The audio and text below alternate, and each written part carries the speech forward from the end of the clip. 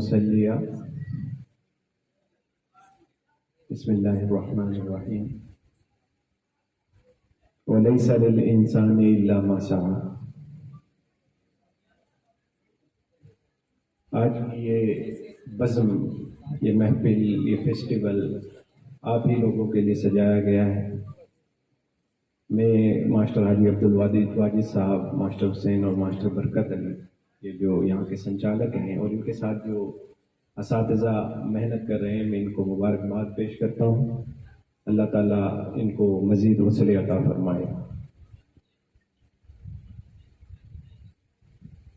نیا زمانہ ہے، نئی صبح و شام پیدا کر، دیار عشق میں اپنا مقام پیدا کر۔ آپ لوگ علم کے متلاشی ہیں اور میرا تو یہی ماننا ہے کہ جو بھی کرو دل سے کرو اور خوش ہو کے کرو۔ اللہ نے جو زندگی دی ہے ہمیں، اس کو نعمت سمجھو۔ اتار چڑھاؤ زندگی کے حصے ہوتے ہیں، آپ لوگوں نے کافی پریشانیاں بھی دیکھی ہوں گی، مسئلے بھی برداشت کیے ہوں گے، لیکن یہ زندگی میں اگر صرف آسانیاں ہو تو زندگی مشکل ہو جاتی ہے۔ شاعر کہتا ہے کہ چلا جاتا ہوں ہنستا کھیلتا موجے حوادث سے، چلا جاتا ہوں ہنستا کھیلتا موجے حوادث سے، اگر آسانیاں ہو زندگی دشوار ہو جائے۔ لاک ڈاؤن میں سب نے آسانیاں دیکھ لی، گھر پہ رہے، لیکن پریشان ہو گئے۔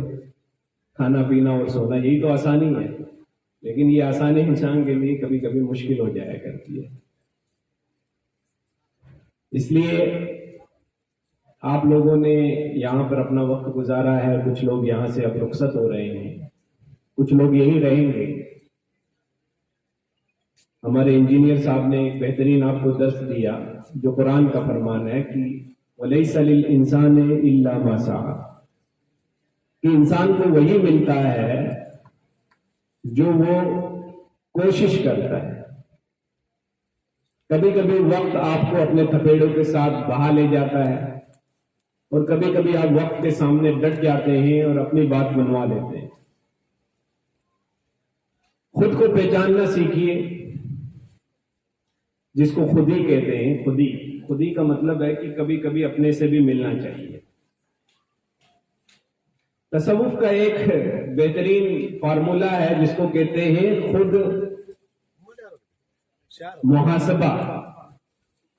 ہم کیا کرتے ہیں کہ تنہائی سے گھبراتے ہیں کہ نہیں، اکیلے ہو جائیں تو کریں کیا، موبائل نکالا، اس میں یوٹیوب چلایا، فیس بک چلایا، انسٹا چلایا، جو جس کے شیدائی ہے جو کرتے ہیں وہ کرنے لگتے ہیں۔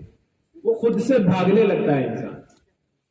جب انسان تنہا ہوتا ہے نا تو خود سے ملتا ہے، اس وقت وہ اپنے آپ کو پہچانتا ہے۔ اسی لیے شریعت کا، اب چونکہ یہ آپ لوگ جو ہے ماشاءاللہ مسلمان ہیں، تو میں چاہوں گا کہ قرآن اور حدیث جو ہیں یہ ہمارے فائدے کے لیے بنے۔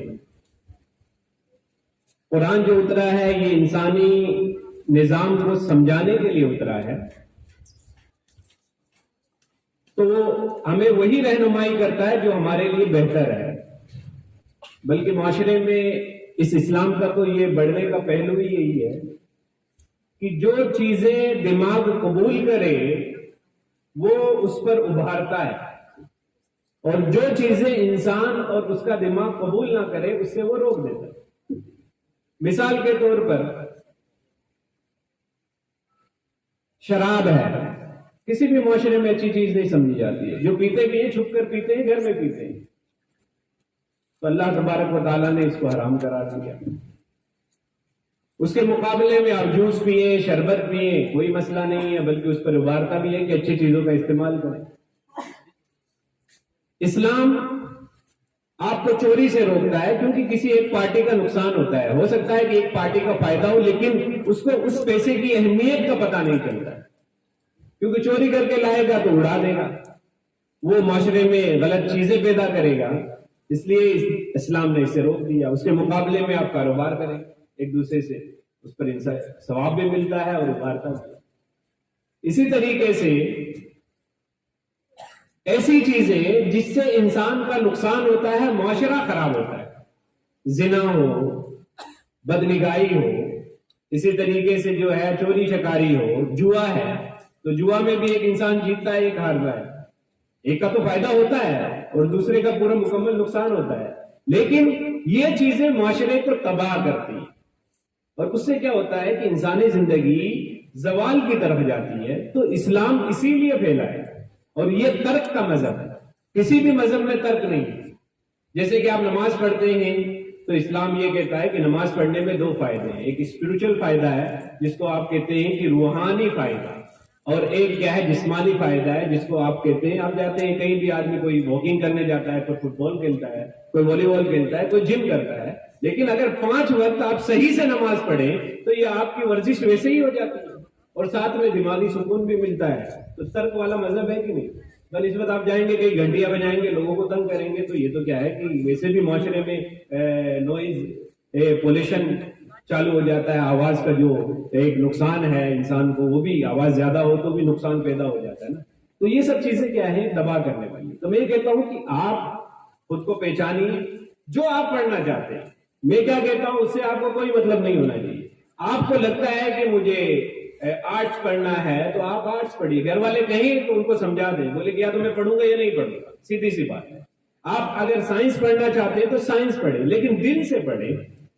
आप अगर जो है कॉमर्स पढ़ना चाहते हैं कॉमर्स पढ़े, और ये भी नहीं करना चाहते तो कोई हुनर सीख लें, क्योंकि इंसान जो है या तो इल्म की बुनियाद पर ऊपर जाएगा या हुनर की बुनियाद पर। इल्म हुनर से पाती है इंसानियत फरोग, इंसान जिंदा लाश है तालीम के बगैर। तो तालीम, अब आपने 12th कर ली, आपको लगता है कि नहीं मुझे कोई हुनर सीखना चाहिए, सीखिए, उसके भी बहुत से फायदे हैं। बहुत से लोग बहुत दूर तक जाते हैं, इनोवेशन करते हैं, लेकिन दिल लगना चाहिए, दिल से काम करें। हमारे लोग जाते हैं चाय बेचते हैं, उनको शौक है इस चीज का, करते हैं, बच्चे पाल रहे हैं, लेकिन उनको वो भी चाहते हैं कि हमारे बच्चे जो है अपनी फील्ड चेंज करें।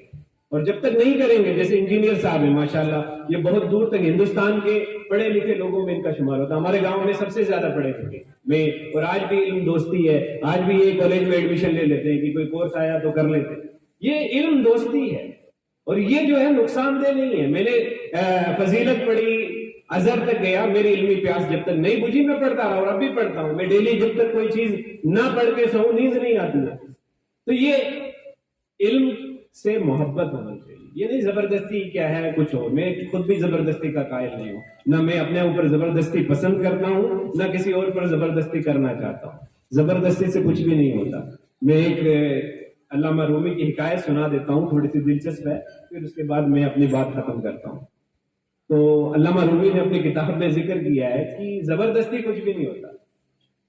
तकरीर करना, कुरान पढ़ाना, हदीस पढ़ाना तो सवाब है ना, ये तो सवाब का काम है। तो एक मौलाना साहब जो है किसी मस्जिद में नमाज पढ़ाया करते थे, तो उनको लोगों ने कहा कि हजरत सिर्फ नमाज पढ़ाते हैं, हमें कुछ बताते नहीं हैं। तो मौलाना साहब चाहते थे कि लोगों में दिलचस्पी पैदा हो, वो खुद कुछ कहें, लेकिन क्या है कि वो मुसल्लत नहीं होना चाहते। किसी कौम पर आप मुसल्लत हो जाएंगे ना तो वो कौम उससे बेजार हो जाती है। मैं स्कूल वालों से भी कहूंगा कि 8 के बजाय 7 घंटियां पढ़ाएं, लेकिन दिलचस्पी से पढ़ाएं। 1 घंटा खिलाएं उन्हीं बच्चों को, वहां मैदान में ले जाकर के, कोई क्रिकेट खेलता है, कोई फुटबॉल खेलता है, उनको वक्त दीजिए ताकि दिलचस्पी पैदा हो। खेल में भी आप बहुत सी बातें सिखा सकते हैं। तो क्या है कि मौलाना साहब को लोगों ने कहा कि हजरत जो है आप हमें असर के बाद जो है या मगरिब के बाद दर्स देंगे। तो मौलाना साहब ने सलाम फेरी, तो एक बड़े होशियार आदमी थे, वो खड़े हुए, बोले ऐसे तो सिखाएंगे नहीं मौलाना। तो वो खड़े हुए बोले कि आज हजरत जो है हमें कुछ दीन की बातें बताएंगे, कुछ सिखाएंगे। तो मौलाना साहब फंस गए, वो कहना नहीं चाहते थे लेकिन फंसा दिया उनको। अब जो है मौलाना साहब आए और मिंबर पर बैठे और कहने लगे कि आपको पता है कि मैं आपको क्या कहना चाह रहा हूं, क्या आप जानते हैं मैं कुछ कहूंगा? तो लोगों ने कहा हाँ हम जानते हैं। तो बोला जब आप जानते हैं तो मुझे कहने की क्या जरूरत है, वमा अलैना इल्ला अल-बलाग। उतर गए। अब दूसरे दिन जो है लोगों ने सोचा कि क्या है, ये तो मौलाना साहब बच निकले, अब इनको जो है कल फंसाएंगे। तो उन्होंने कहा कि भाई इधर वाले जो है आधे वो कहेंगे जानते हैं, इधर वाले कहेंगे नहीं जानते। تو دوسرے دن یہ ہوا کہ نہیں، پہلے دن انہوں نے کہا کہ ہم کچھ نہیں جانتے، تو انہوں نے کہا کہ جب نہیں جانتے تو پھر کیا جنوا کے بتانا، چھوڑو آپ جانے ہوئے نہیں، اتنی زندگی میں نہیں جانا تو دوسرے دن انہوں نے بولا ہاں آپ جانتے ہیں، بولے جب جانتے ہو تو پھر بھی جاؤ، جب جان ہی رہے تو میں آپ کو کیا بتاؤں۔ اب تیسرے دن انہوں نے کہا، جو ادھر والے تھے، کہ ہم کہیں گے کہ ہم جانتے ہیں اور ادھر والے کہیں گے کہ نہیں جانتے، تو مولانا صاحب کریں گے کیا، پھنس گئے۔ تو اب جو ہے تیسرا دن ہوا تو انہوں نے کہا کہ بیٹھے، بولے انہوں نے اپنا بیان پیش کیا اور حمد و ثنا کی، جیسے مولانا صاحب کرتے ہیں، ان کا کام ہے۔ تو انہوں نے جب حمد و ثنا کی پھر کہا کہ اچھا بتاؤ آج میں جو بتانے والا ہوں آپ جانتے ہیں؟ تو ادھر والے بولے ہاں حضرت ہم جانتے ہیں، اور ادھر والے بولے کہ ہم نہیں جانتے۔ تو مولانا صاحب نے بولا بھئی آپ ایک کام کرو، اب مجھے کیوں تنگ کر رہے ہو، جو جان رہے ہیں وہ نہ جاننے والے کو بتا دیں، سمجھ گئے؟ تو یہ ہوتا ہے زبردستی، وہی کیا ہے شوق ہو تو آپ کو کیا ہے کوئی مسئلہ ہی نہیں، آپ کہیں نہ کہیں کوئی بتا دے۔ تو اس لیے کیا ہے کہ علم میں شوق ہونا چاہیے، جذبہ ہونا چاہیے۔ ہماری بچیاں ہیں، ان کو بھی چاہیے کہ فارمیسی کریں، کوئی نرسنگ کریں، کوئی کچھ کرے، پڑھے، کچھ پڑھے، پڑھنے سے کیا ہے فائدہ ہی ہوتا ہے۔ اگر پڑھ کے آپ کیا ہے کہ وہ چیز نہیں بھی کرو گے تو کوئی مسئلہ نہیں ہے۔ جیسے میں آپ کے سامنے کھڑا ہوں، میں نے فضیلت تک پڑھا، جامعہ جو ہے سعدیہ گیا، کیرلا گیا پڑھا وہاں، پھر ازہر گیا وہاں پڑھا، لیکن میرے جو ہے میں اس چیز کو پیشہ نہیں بنایا، میں نہ امامت کرتا ہوں نہ کچھ کرتا ہوں، میں اپنا کام کر رہا ہوں، جاب کر رہا ہوں، لیکن میرا علم تو کوئی مجھ سے نہیں چھین سکتا نا، اس پر تو میں عمل کرتا ہوں۔ کہیں جاتا ہوں، کوئی مجھے تقریر کہنے کے لیے تو تقریر کر دیتا ہوں، اگر آپ کی مجلس ہے تو آپ کے اندر بیٹھ جاتا ہوں۔ میرے دوست ہیں، ڈاکٹرس ہیں، انجینئرس ہیں، ان سے 4 سوال میں کرتا ہوں، 4 سوال وہ کرتے ہیں۔ تو سوالات کیجئے ایک دوسرے سے۔ اگر ٹیچر بھی ہو نہیں سمجھ میں آیا، بھائی ماں صاحب نہیں سمجھ میں آیا، سر سمجھ میں نہیں آیا، آپ مجھے سمجھائیے، میں یہاں سمجھنے کے لیے آیا ہوں، ورنہ تو یوٹیوب بھی زندہ باد ہے، پھر میں اسکول کیوں آؤں گا، میں وہیں اسی سے پوچھ لوں گا۔ اس لیے کیا ہے ضروری ہے کہ سوال کی عادت ڈالیں۔ حضرت علی فرماتے ہیں، جو بہت بڑے عالم بھی تھے، متقی بھی تھے، اور ہمارے خلیفہ راشدین بھی تھے، اور ساتھ ہی ساتھ کیا ہے کہ حضور صلی اللہ علیہ وسلم کے بھائی بھی تھے، بلکہ کہا کہ من کنت مولا ہوں فعلی بھی مولا ہوں۔ رسول اللہ نے فرمایا جس کا میں مولا ہوں، آقا ہوں، علی بھی اس کے مولا ہے۔ تو فرماتے ہیں العلم بالسؤال، یہ جو ہے نا علم جو آئے گا نا وہ پوچھنے سے آئے گا، تو پوچھتے رہیے، خود سے پوچھیے، دوستوں سے پوچھیے، اپنے اساتذہ سے پوچھیے۔ وقت ہو چلا ہے اور گھڑیاں جب دیکھی جانے لگی تو مجلس کو ختم کر دینا چاہیے، کیونکہ جمعہ کا دن بھی ہے۔ اللہ تعالیٰ ہمیں ان چیزوں پر عمل کرنے کی توفیق عطا فرمائے، اور ہم سب کو اپنے آپ سے مطمئن ہونے کی توفیق عطا فرمائے۔ السلام علیکم۔ بہت بہت شکریہ مولانا قاسم صاحب۔ اب میں اس پروگرام کو ایک الگ موڈ میں لے کے جاتا ہوں۔ اکثر میں کہتا ہوں بچیوں کو کہ میں کلاس میں جاتا ہوں تو اکثر میری عادت ہے جب میں آتا ہوں تو کلاس سارے چیک کرتا ہوں، تو میں کہتا ہوں آپ کو ودائی میں دیں گے، اور اس کا ایک وجہ ہے، ودائی تب ہوتی ہے جب آپ پوری طریقے سے جا رہے ہو۔ میں ہمیشہ کہتا ہوں اس